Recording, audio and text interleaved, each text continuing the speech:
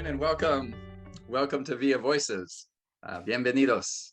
This is a weekly conversation with friends and allies of Via International. And today's theme is global education. And like the rest of the world, Via International is very much excited to be anticipating a return to travel. Our program of global education is a foundational part, one of our core program initiatives at VIA, whereby we connect people across borders to community development leaders in Mexico, Central America, and beyond. And leading us today in today's conversation will be our President CEO, Elisa Sabatini. I'm going to turn it over to her and she'll introduce our guests for the day. Elisa? Hello, everyone. I'm very pleased to be here today and to be considering, as we open up a little more our worlds and our relationships, to expand our view a little beyond our households. So I'm very excited to think about returning to travel.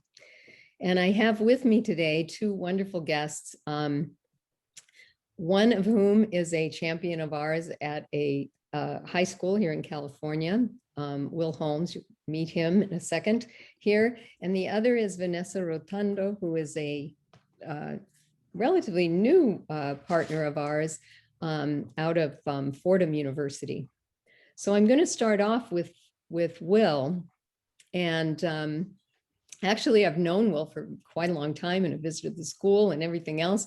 But one of the questions that I kind of don't know about you, Will, is how you became this oriented and passionate about community connections for students. I thought if you could share with us a little about that background and where you're coming from. Sure. So this is my 20th year at Cate. Cate School is a boarding school of about 300 students, most of whom live on campus in dorms, and probably 90% of the faculty live on campus in dorm apartments and houses. Behind me, you might think it's one of those screens you put up behind yourself, but it's actually, I'm fortunate to be in my living room, which was the original school library. So it is a real spot. But so 20th year and a few years into my stay at Cate, a woman who had been part of a lot of programs that Cate does, Servons is the school motto, let us serve, French, servons. And it really embodies the place. I think in the late 70s, like across the United States, many of these programs started at Cate School, and I've had the good fortune of continuing them. So there are programs sponsoring families in need in our hometown of Carpinteria. We have days where we take off in lieu of classes. We will go out into the community and spend hours with nonprofits and schools. Certainly the Los Niños program was originally in Santa Barbara, correct? Wasn't the International up here? Yeah, it was originally. So I think Cate connected super early on, and then continued obviously when you moved to San Diego. And there are other programs we do as well locally. Los Niños, as we call it here, is the program that is farther away. Of course, it's only a drive. And after 3 years of teaching just math, this woman who had been here and again connected with you all way back when you were in Santa Barbara, she retired, and I had the good fortune of overlapping with her for 1 year. And then we even talked about her yesterday, no one could replace Mama Ellis, but I at least filled some of the administrative shoes for her. And then 5 or 6 years later, I started coordinating the Los Niños trips. And it wasn't something I grew up doing very much of in high school or college.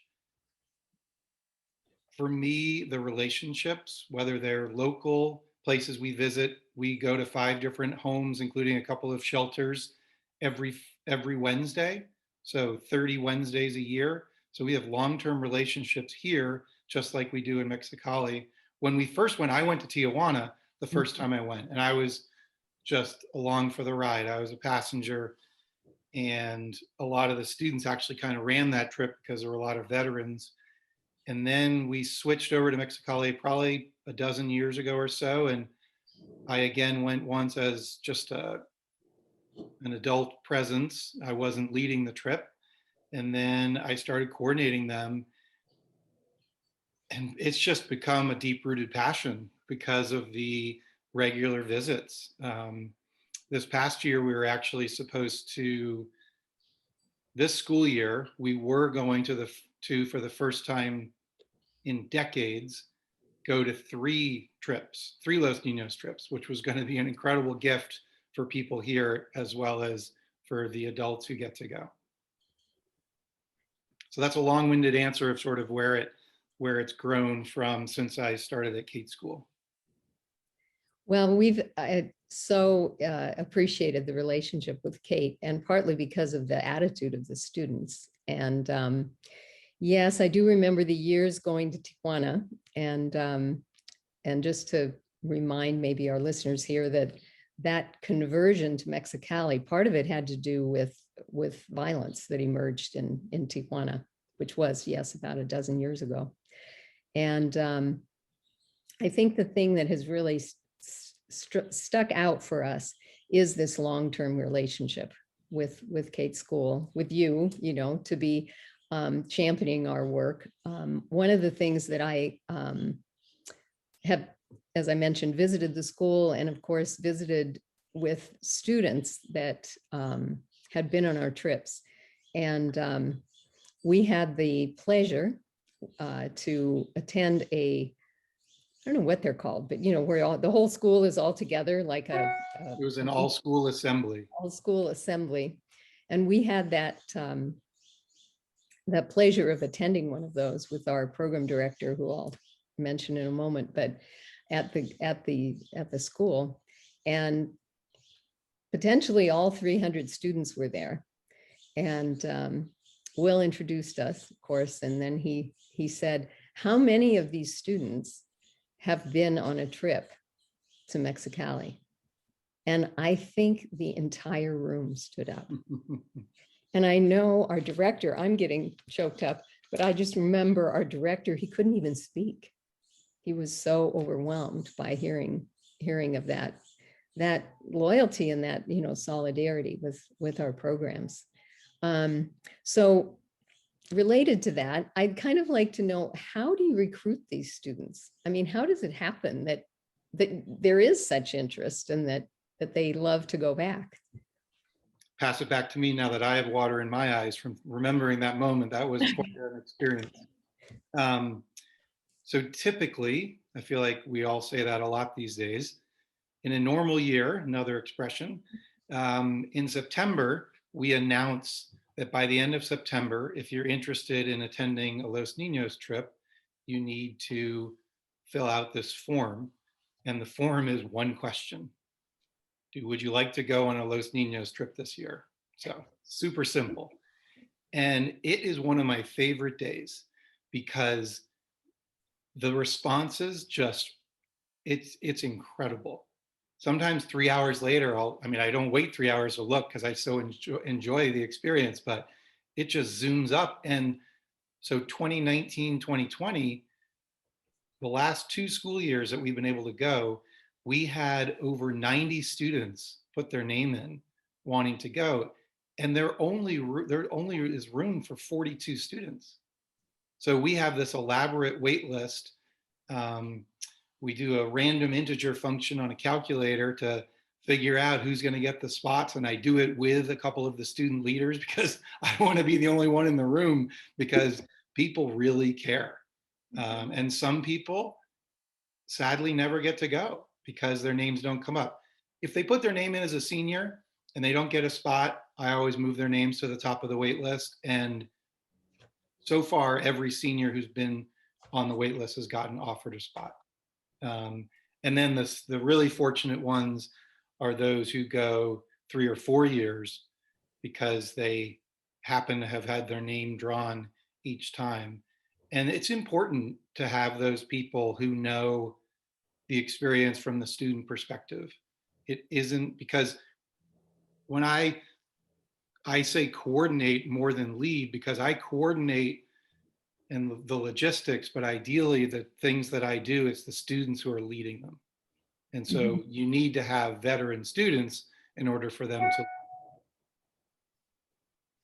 Well, I was wondering too, I mean, we mentioned our wonderful colleague Alonso, and I wonder how his leadership plays into the longevity of the relationship. And also kind of, if you could tell us a little bit about what the students are doing out there. Sure. Mexicali. Alonso is no question the heart and soul of the program in Mexicali. And it means a lot to people when they return, and he'll pick out the faces he remembers. And it's pretty impressive because it's been a year. But I don't usually talk with Alonso before going, but once we're there, we're pretty inseparable, including whomever the student leader is on that trip, because we're always in a good way. He's great about adjusting on the fly, and that's one of the things that we have some orientation meetings on campus before we go. Because it's an immersion experience, we try not to have students go without any context. So we intentionally have some meetings, watch a documentary, do some things to generate conversation. And again, that's where the returning students are super important.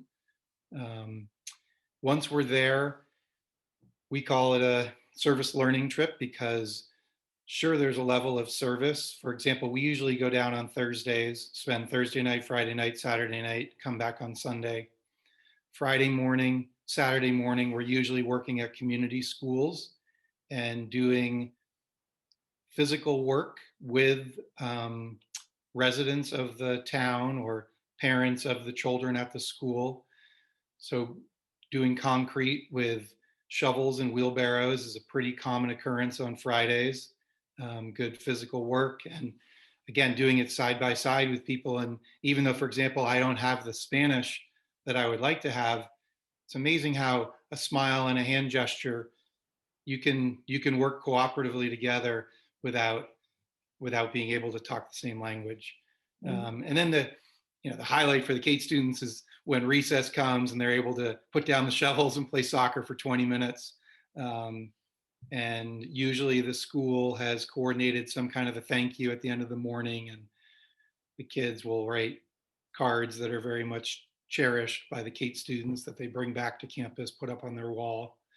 And then Saturday morning is a similar thing. We've gone to the same community for every year that I've gone, which is wonderful. It's a nice combination of doing something different.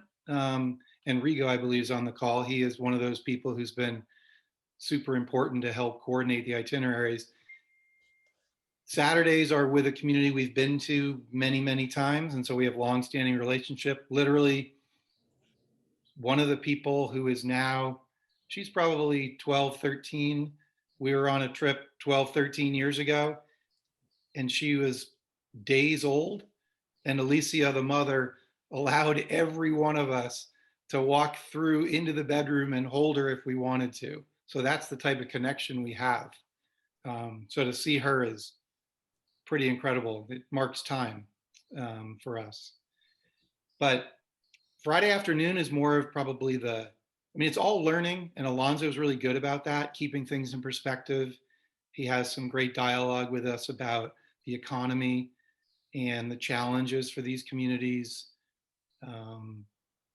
The bee cooperatives are something that we've supported for a long time.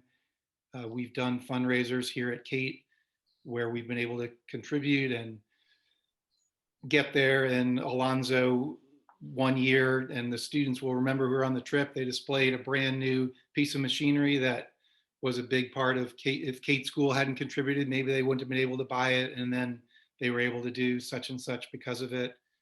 So we certainly think of those communities and Alonso throughout the year, even though we only visit 2, maybe 3 times a year. The learning on Friday afternoon is also going to, I actually can't remember right now the name of where we go. But these couple of women initially started just on the Mexican side of the border. They were there with a clipboard as people were deported, and they were the first people to interact with folks and to help them. And then over time, they were able to build it up to an office. And so now there's an office, but it's a pretty small room, which they count as their office. And there are times that we're there and we're learning about the border, basically learning about the border from the Mexican side. And it can be a pretty different story depending on who you're talking with. And oftentimes somebody will sort of incredibly share part of their story. They might have just been deported after living in the United States for 10 or 20 years. And I don't want to tell one of those stories because I wouldn't make it through, and they're not really my stories to tell. But there are times when we're there and we're getting a presentation, and then all of a sudden a bus pulls up and 4 or 5 of us stay in the room and are handing out soup and pointing people to the restroom and talk about an experience. To see people crossing the border, being deported, is pretty powerful. And we also go to a migrant shelter on Fridays, and usually we're, again, 2 or 3 people are generous enough to share some of their stories. Sometimes they've just come up from another country and they're going to cross in the next few days. And it's unbelievable that we're sort of immersed in it in that way. And it's nice when the students can really have conversations. We used to have a translator on the trips, and I can think of the students, but I can't pin how long it's been. 6-7 years ago, we shifted to our students translating when needed, for those of us who aren't bilingual in English and Spanish. And that makes it incredible for those students to be translating those super personal stories and taking questions. And it's pretty exhausting, but in a way that you want. As someone who's coordinating a trip, you want people to be exhausted. Like, they come back. We've actually started at Cate making those weekends no homework weekends, so that the students don't return to Cate Sunday for dinner and they have to dive back into homework. They at least have the night to even begin to process the experience. So those are some of the things that come off the top of my head. There are certainly more details. Well, one of the things I really appreciate and didn't really know until I visited up there at Cate was the number of students you have on scholarship, and the ones that are, they're able to go to Cate because of a generous funding mechanism that you all have. And some of those seem to be these extraordinary bilingual translating students. And I know that many of them stay in touch with Alonso and have, gone on to college, and they look back just fondly and heartfelt with the experience in Mexicali. And I know that we, yes, very sadly, did not do our 3 trips that we intended to do over this last stint, but I have been very delighted to see you on our Via Voices consistently. And then also, I thought maybe you could tell us a little bit about this championing you are continuing to do with this initiative that's going on right now. Sure. So a couple of things. So Cate School, some student leaders did a fundraiser. These are actually folks who haven't been on a Los Niños trip, put their name in, didn't necessarily get a spot. And then COVID has made those opportunities fewer. But they did a fundraiser early April and sold some Krispy Kreme donuts and made maybe $400. And they decided before the fundraiser to raise the funds for the communities we usually visit on Los Niños trips. And there's clearly a higher power, because I got back to my laptop hours later and I had the first email I'd received from Alonzo in this year happened to come in the midst of us raising money. So it was meant to be. And in addition to that, I've been working with Robert and Via Cafe. Our dining hall bought Beyond Borders coffee, and we bought 26 pounds of Beyond Borders coffee, both the Mexican and Guatemalan regular coffee. And that's going to start, coincidentally, tomorrow morning. We're going to kick it off with a couple of Cate faculty members are going to serve it in different styles for a couple of hours, because beyond the dining hall buying coffee, we've already arranged the details with Robert, and we're going to purchase coffee for a fundraiser and give all the proceeds again to the Los Niños communities starting tomorrow. So I'm working with our communications department to get the word out to the parent body, as well as students, faculty, and staff on campus. So this is perfect to have this conversation today to add even more inspiration to tomorrow morning's kickoff event. Maybe you could send us some photos too of the Yeah. of the students and the coffee happening. And you know, Elisa, just speaking of photos, I'll just let me share just briefly. Aida sent me a few photos. I think these are probably from Will, but just if you can see them. Yep. Just glimpses of the. Well, that's one of the thank yous. You see all those handprints. That's one of those thank you ceremonies I was talking about. Yeah. So just a tiny glimpse of the kinds of encounters and engagements and opportunities. Yeah, great. Oh, thanks for sharing those, John. That's great. I know there were a few, I think, specific to maybe Cate questions in our. I think one of them had to do, if I'm right, Andrea Rocha can correct me if I'm wrong, but one of them had to do about whether you've experienced resistance among parents or concern among parents about their children traveling to Mexico. Mm-hmm. And has Cate had to do some education in terms of overcoming apprehensions and or concerns that some parents might have? Maybe students too, I don't know. Sure. Again, having done it for a number of years, it's hard sometimes to pinpoint when, but my first few years coordinating these trips, I definitely would hear more of a student who put their name in, wanted to go, and then maybe wasn't able to get parent permission. Because obviously parent permission for any trip off camp, international trip would be necessary. I have not heard about it as much in recent years.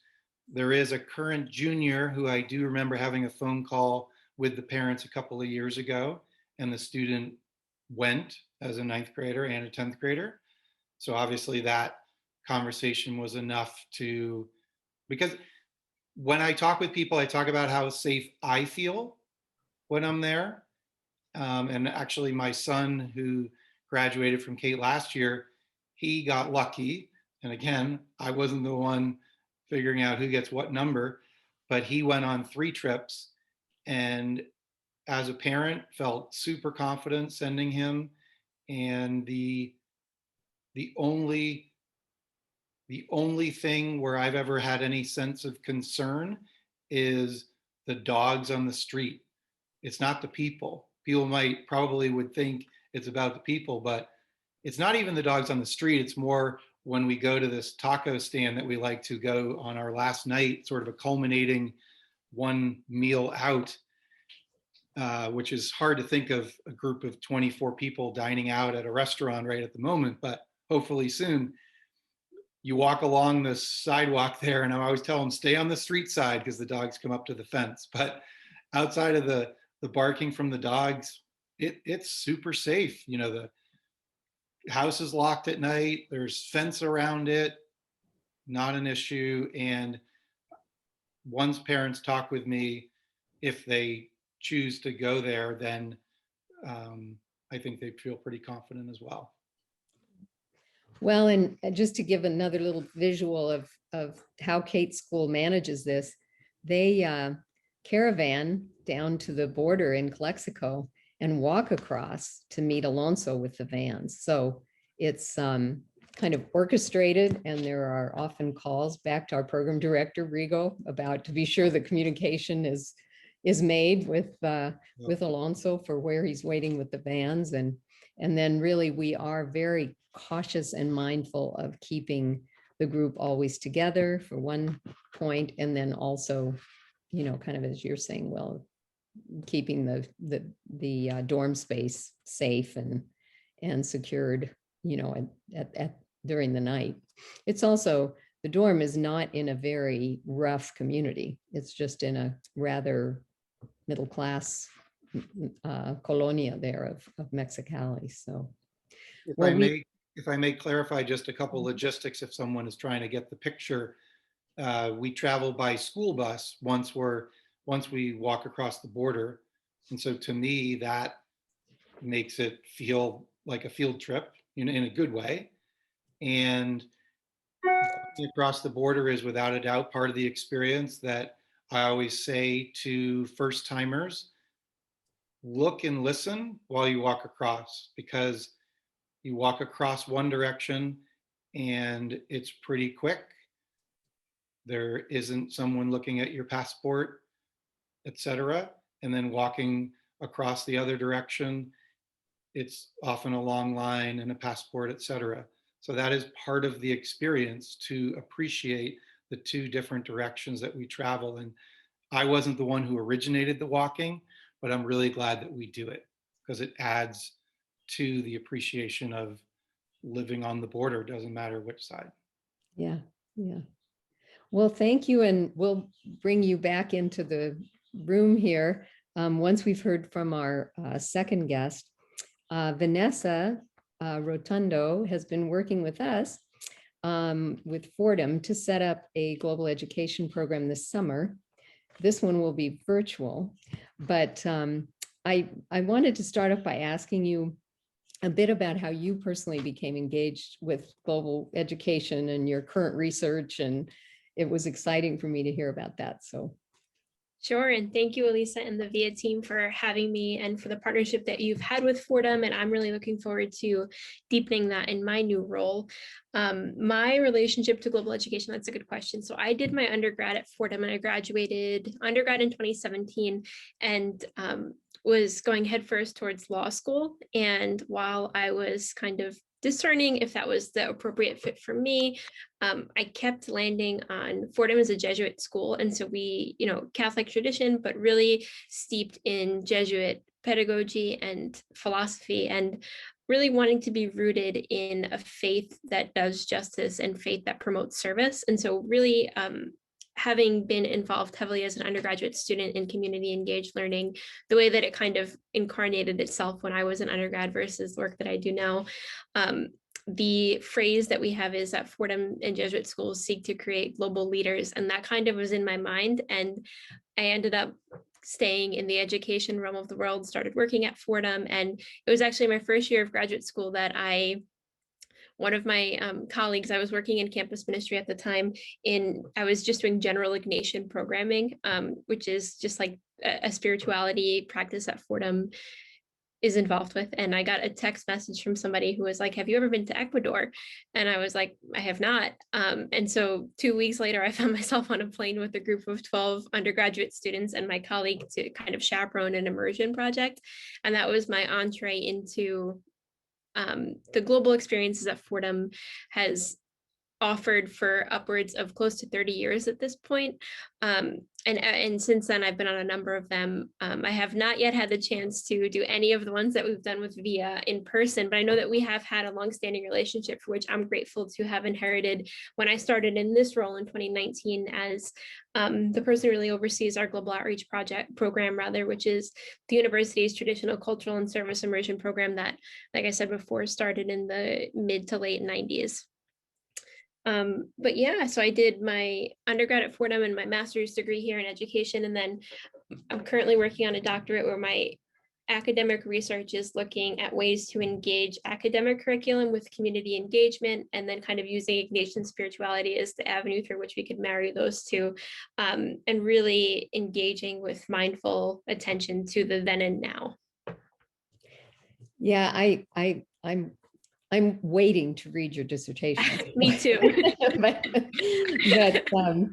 but I think, you know, you told me at one point about this, in a sense, shift that Fordham, and then you mentioned it's not just Fordham, it's sort of the collection of Jesuit schools have had in a very conscious path from this, in a sense, kind of mission-based thing to this more engaged justice. I thought if you could just speak a bit about that, because I think it's really a trend, and it's, I think, where these programs are headed. Sure, no, and I totally agree. I think that is the cutting edge of this kind of work, and I think we are, and I think it kind of enhances it in a more robust and co-educational way.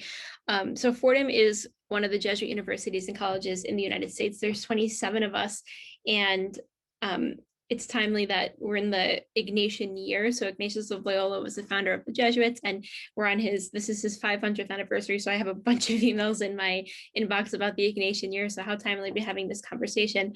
But in 2016, the Association of Jesuit Colleges and Universities kind of convened and realized that the way that mission manifests itself in New York, at Fordham, in our Bronx and Manhattan campuses, isn't necessarily the same way that it would manifest, say, at Santa Clara or say at Loyola, New Orleans.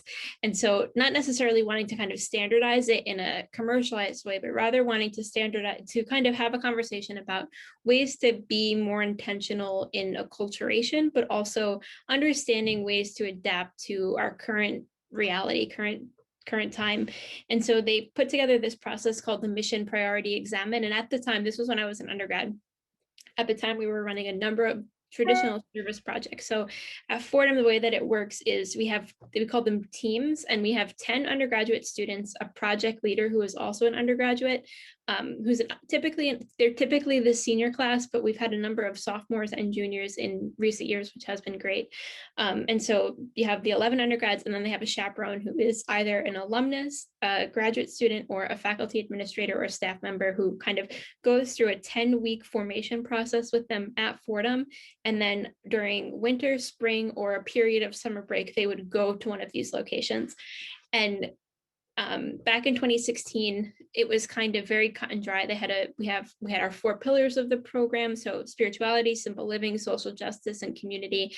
And really they would spend the bulk of their 10 weeks in formation about that. They would really form community, get to know one another's spiritual journeys, understand what social justice is broadly, understand simple living broadly. And then they would go to this location having kind of really gelled as a team and come back and kind of be on with their days. And it worked really well at the time.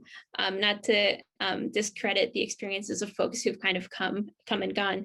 But in 2016, we were kind of realizing that we have this really rich opportunity to kind of curtail formation in an intentional way that would allow students to, rather than arriving to meet you, Elisa, in Mexico City, kind of introduce them to that sooner in a little bit more of an academic context, so that when they get to you, they're a little bit more prepared to be able to deepen the dialogue with you when they're on site with you.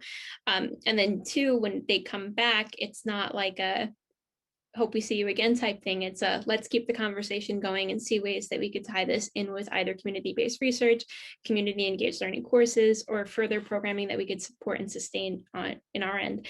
And so in 2016, when we started these conversations of shifting from traditional service projects to community engaged learning projects, they created a new office called the Center for Community Engaged Learning, which is where I ended up working, where I still work, when I received my master's degree. And what we really do is we co-create these projects with some of our community partners to articulate what that social justice focus area would be on the front end. And then kind of like we take the formation that the groups would typically have around those 4 pillars and break that down a little bit more to articulate some learning objectives that the community partners would like to see when we're with you, and then kind of marrying that too with the curriculum that we have, the pressing needs that we have with our community engaged learning rubrics here. And then, rather than having it be entirely student-led, we bring the community partners' voice in and kind of create that encounter a little bit sooner, which does lend itself, I think, to just a better relationship all around. And it really prepares the students in a little bit more of a concrete way before they get to be on site with you all.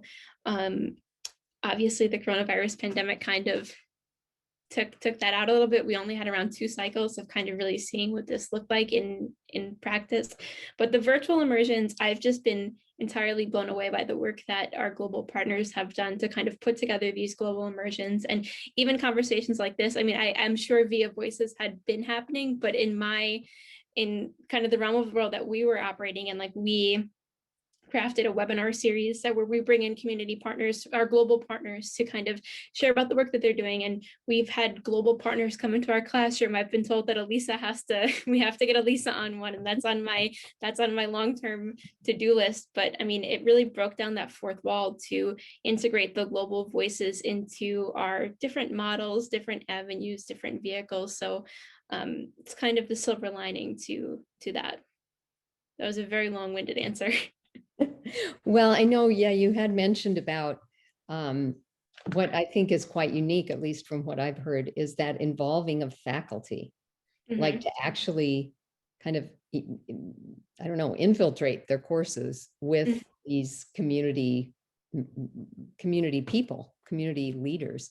And so I think that's a really exciting kind of nuance. And I thought maybe you could describe, one of those. I know we talked about a few, but I thought maybe you could describe one of those courses that this happened. For sure, and I'll actually share the one about the Camino del San Diego. So in addition to the immersions that we do, we've kind of been, we run a number of community engaged learning courses where we connect a faculty leader with a community leader. So around the time that they have to prepare their syllabus and their course curriculum objectives for their academic department and their, the dean and the provost's office, we work with them to identify, a global leader that might make a lot of sense for them to work with, and they'll scaffold either a series of virtual workshops that they would co-teach together within the context of the academic class, or if they're in New York, we have 20 hours of contact. So what that could look like is, like, for a food scarcity class, for example, we worked with one of the local soup kitchens in Manhattan, and the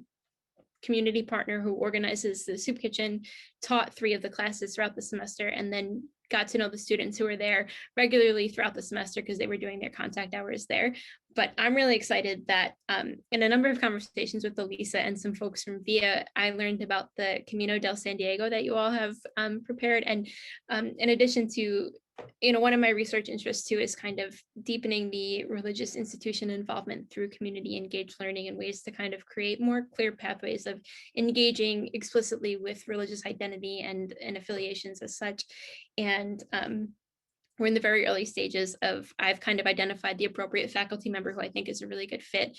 And we're going to have a few different conversations. He has his syllabus prepared. And so I'm going to take his syllabus and kind of figure out, like, what might make sense, like with regards to the VM mission, and then seeing, where he might be able to bend a little bit, and then articulating 3 different learning objectives that make sense there. And then outlining which sessions make sense, Elisa, to have you either come in and teach, or maybe Gabriel or some other folks from your office. And then fingers crossed, knock on wood, we have been cleared for travel as of right now. So really hoping that we're able to get folks to you all in the spring of next year to kind of live out what it is, and then they'll finish out the semester kind of continuing with the syllabus there. But so we've had the opportunity to kind of break down these different community engaged models, right? So like it could be the 20 hours of contact in New York throughout the semester, it could be the spring break immersion that we're planning with you all, or it could be just a series of online engagement webinars that, like, this would be a perfect example of something that we could have kind of built into a class. Yeah, it's super exciting. I mean, I do think that the virtual aspect is expanding all of our thinking about what's possible. And kind of getting to that, what we are up to this summer, maybe you could speak a little bit about what we're up to this summer with Fordham. Sure. So what we've been doing this year for these virtual immersions is we took the 10-week model that really has worked here for us for our formation. And typically that would lead up to the immersion itself, but we've kind of deconstructed the immersion model. Obviously we can't, I wish we were able to send some folks to you all this summer. I would hop on the plane with them and come visit with you all and see the great work that I know you do. But we've kind of folded that into the formation. So instead of doing 10 weeks with us and then doing like 7 days on their computer, they do 10 weeks and it's kind of built in. And so I had gotten an email from Elisa about the Educating for Grassroots Peace and Justice immersion that you all did. And so what we're going to do is we're going to have 3 weeks of Fordham specific formation and then 5 weeks of engagement with the different community groups that VIA works with and different folks from there, and then conclude with a retreat that will be co-facilitated by you all and us. Yeah. Well, we're totally looking forward to that. So Us too. it's going to be super exciting. And of course, I think this is your first opportunity, but you're meeting John Fanistil, who will be, working to support that the Camino of San Diego. So yeah, so that's great. You'll get to meet him today, and in the future here. Hopefully soon in person. And we're just a plug in there. We are actually have one of our first cohorts doing the Camino virtually underway right now, even as we speak. So. It's, awesome. Yeah, it's very exciting. That's awesome. Yeah. Well, I'm not tracking quite if there are different questions in the chat room here for Vanessa, but we can open this up to some dialogue. Yeah, and why don't I bring Will back in? I'll just add Will to the and we'll open it up. Folks are welcome to ask questions. I wanted to start though just with maybe asking each of you, you've alluded to it, each of you, but I mean, how much confidence, and I guess this would actually be for you as well, Elisa, is how much confidence do you have in the timelines that you're working on when it comes to return to real world travel? I mean, are you all really confident about, sounds like next spring is the landmark, but what do you hear from when you consult with your stakeholders or your administrators and people who are maybe your risk management companies? What are they telling you about travel? When do people get back? When do groups like colleges and high schools and churches and organizations, when do we get to go back to group travel? Do you have a clear sense of that, any of you? I'm happy to go first. Yeah, go ahead, Will. Yeah, go ahead, Will. So another fun coincidence, just yesterday at the conclusion of my faculty meeting, the person who oversees our September outings week asked me, are you still interested in doing a Los Niños trip in September? So we don't know for sure that it's a possibility, but it's great that it's even on the table for conversation. I was talking with another group this morning about calendar for some weekends for the first trimester, and in my brain, I can't look at a Cate School calendar and not think one trip in November or December, another trip in January or February. So I don't have anything official. In the COVID times, we're all learning as we go, and the tiers change and the numbers fluctuate, unfortunately, up and down.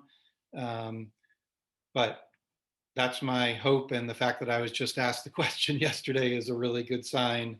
If not in September, the sort of traditional 2 trips at least. Wonderful, yeah. And from the New York end of it, I mean, we made the announcement that we've been kind of in this hybrid modality where a good deal of our students have been living in residence back on campus, but a number of them have been taking all of their classes virtually, which has made for a very interesting year. But we have heard that come September 1, everybody is fully on the ground residential and everybody is fully on the ground in classes. And what that means is that all programming is allowed to be in person and travel is allegedly allowed to happen in the fall. I think from what I'm hearing is that domestic travel is more likely to be approved in the fall, and then international will be added on kind of in a little bit more of a touch and go fashion. But we are really, really hoping to be able to get out and about again. I think the students here are just itching to be in these spaces again. Yeah. And there's a question in the chat about vaccines. Are your institutions requiring vaccines, or how are you engaged with your students in terms of getting them vaccinated? Fordham is both requiring and vaccinating. Gotcha. It is to date not requiring, but yes, as somebody put in the chat, 16 and over are now eligible for the vaccine, and I have a 16-year-old going to Cate, and he's already gotten his first dose, which is exciting. As far as next year goes, we've been fortunate because of the weather. I'm from New England, so I definitely have the Northeast roots, so I know and love the seasons. Here in California, we're fortunate to have the weather that allows for us to have shifted to outdoor classrooms. So we have been on campus probably 3/4 of this school year by the time we have graduation. And we've been able to do that, with quarantine and all of the socially distanced, masked, et cetera. But we have been able to be on campus for most of the time. So our next step will be, what about off campus? But I love that if New York's talking positively about international travel, and the fact that, as Elisa said, we only have to get in vehicles and drive, to me, it's yes, international, but if we could do domestic, it's right on the cusp of being included there, given how little we travel beyond the United States. Yeah. Well, and Elisa, say a word about, what we're thinking of via International about returning to travel and Well, calendar. yeah, I yesterday had a very compelling conversation with the university who had some other plans that were waylaid, and they're asking us if we can put together their trip in July. And I was a little daunted by their schedule, but we're making some inquiries about lodging, and this would be a trip to Tijuana. They are not thinking to stay, as many of our schools have indicated, they want to sort of stay on the US side in this coming year, which is of course possible for us with our San Diego programming. But this school is very oriented to go on across and be a couple weeks down in Tijuana. And we're going to give it a go and see if we can organize for them to do that work. They, I think quite interestingly, are all graduate students and are in graduate counseling programs, counseling and this PsyD, the psychological doctorate programs. And so they're very interested in the aspects of trauma at the border. And so I think it could be a very compelling thing to do. And also we will learn a lot in putting it together. But I was wondering, John, if you would not mind, I believe she's still on, if you would not mind adding Kayla to our little group here. Sure. There's Kayla. Kayla is our regional coordinator out of Guatemala. And we've just begun the discussion, but John and I are geared to put this on the calendar and get some dates going for a trip that would actually be a migrant route trip. And this would be, but it would start in Guatemala. And we're looking at the last 2 weeks of, I think John might have the specific dates there. Yeah, we're looking at January 14 to 28 is what we're holding for that trip. We're still putting together all the details and everything, but I think, and maybe we can hear from you, Kayla. I mean, if that seems like by January, it could be a possible thing to do.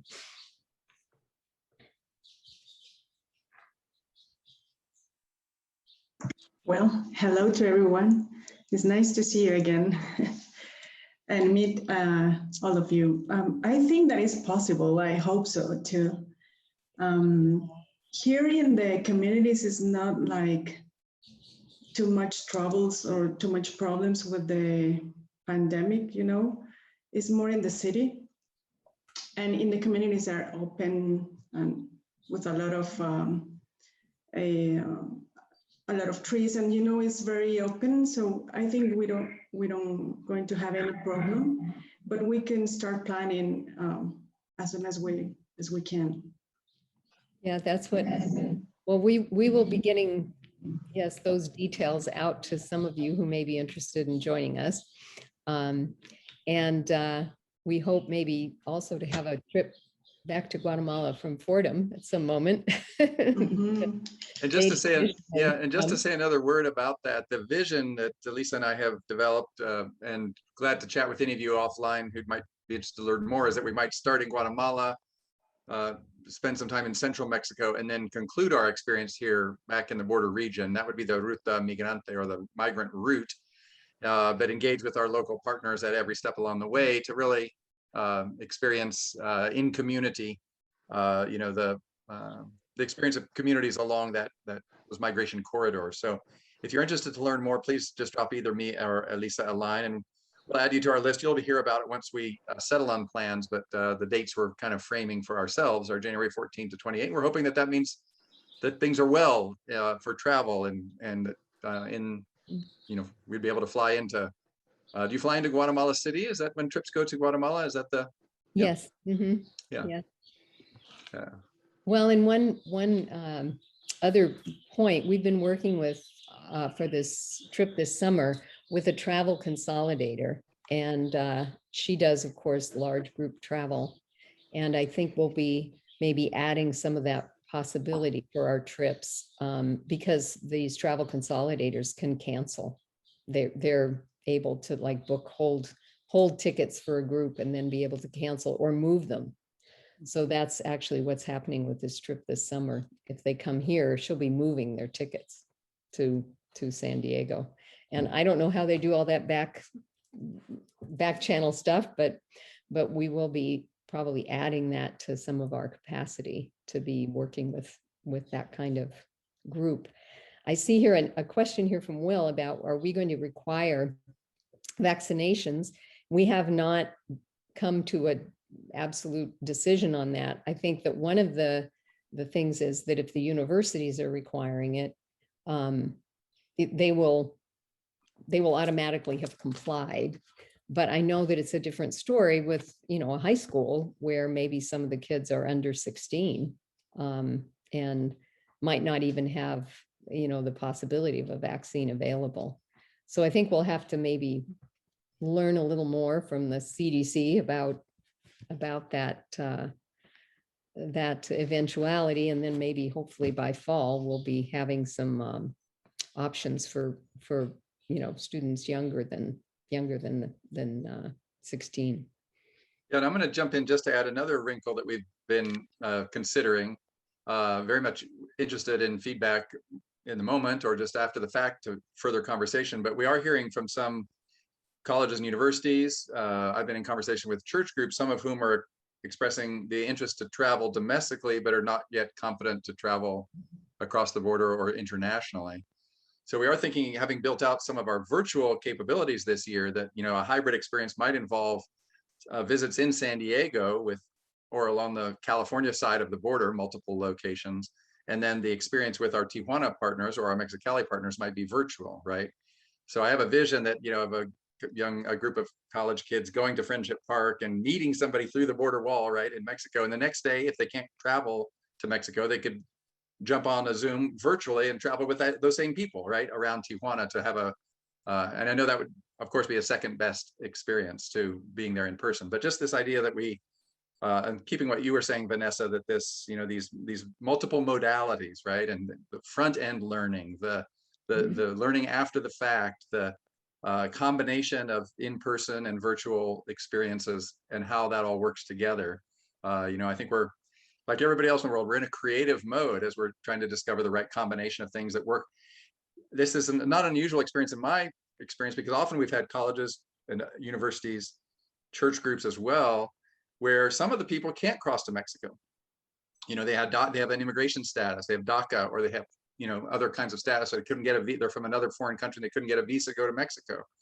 So on other occasions, we've had to effectively create what are binational experiences, right, where some of the cohort goes across the border, some of the cohort stays in San Diego, and then how do you curate those two experiences such that people come back together at the end of the day and get to have a shared conversation, even though they may have had very different itineraries during the daytime. So yeah, just to say it's a wild world. I want to hold up because Emily Louis in the room here, and she's from UC San Diego and has done many different trips with us, but including ones to Mexicali and Guatemala. And she's saying that according to their system, that the travel to the countries above level 1 from the State Department. And of course, Mexico and Guatemala are currently not. I think they give Baja a little bit of a room on the leveling, but they're considered do not travel countries right now. She's also saying she's very interested once we are able to. And I just wanted to also touch, she and I were trying with Alonso for some period of time to figure out this dilemma they had of not crossing into Mexicali and being able to do something like John's suggesting here of kind of a cross-border experience that could be potentially, I guess, in Calexico, where we'd be right there on the border, but they'd engage with, the Mexicali community. It's, a very new, creative opportunity we have here to do some things newly and differently. And I think going back to some of what both Vanessa and Will were saying is with that emphasis on how do we make these experiences transformative for young people? How do we really get them in the best way engaged with other communities?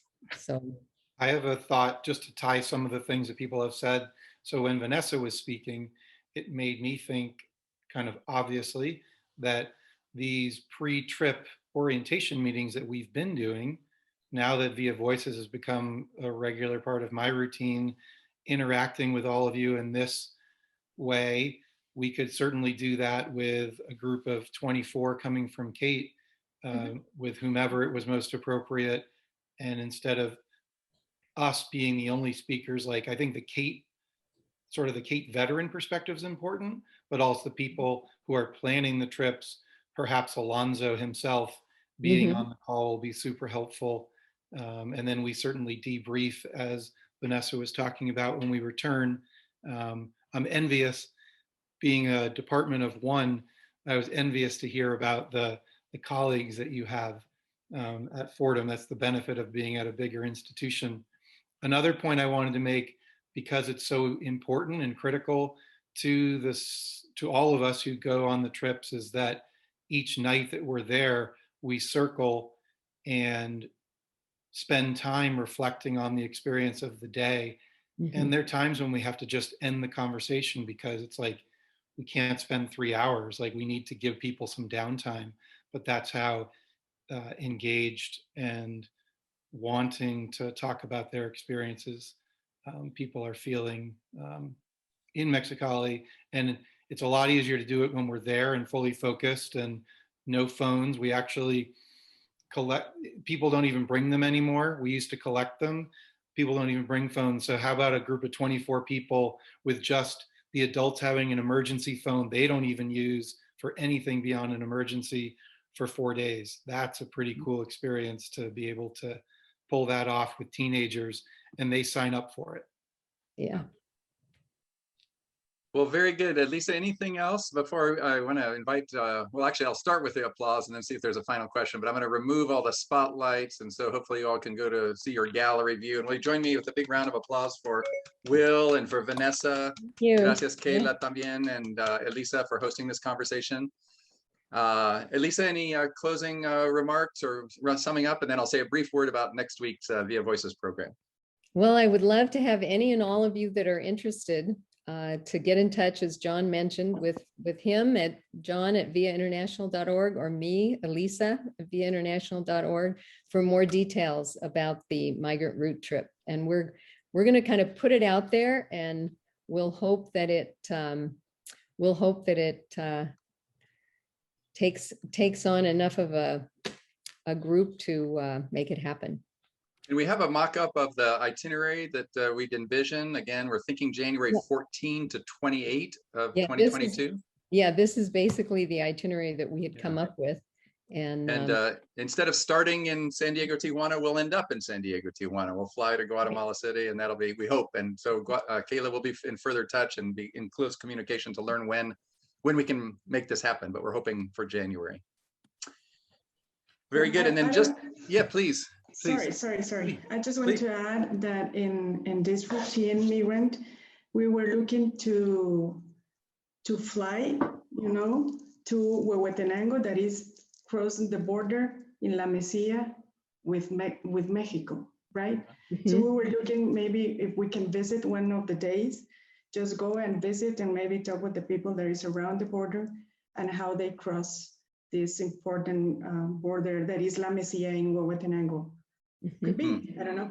Mhm. Maybe Wonderful. we can ask. That would be wonderful. Yeah. Well, thanks so much, everybody, for joining today. Just a quick, quick, you'll get an email from me. I think most all of you, if you're not on our list, let me know and I'll add you. But next week, our guest will be back to thinking about community development with a specific focus on the Barrio Logan Heights neighborhood here at Via International. And Rigoberto Reyes and I will be engaged in conversation with Paul Espinosa, the filmmaker.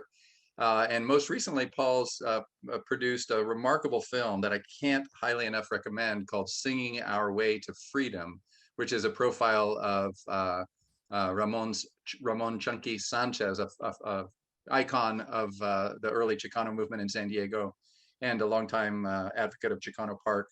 So Rigo will lead the conversation and I'll join in, and hope you all will join us. We'll be learning Chicano Park just celebrated its 51st anniversary. But we'll be chatting with Paul Espinosa about his work across decades, really, to chronicle and to capture in film the Chicano experience here in San Diego.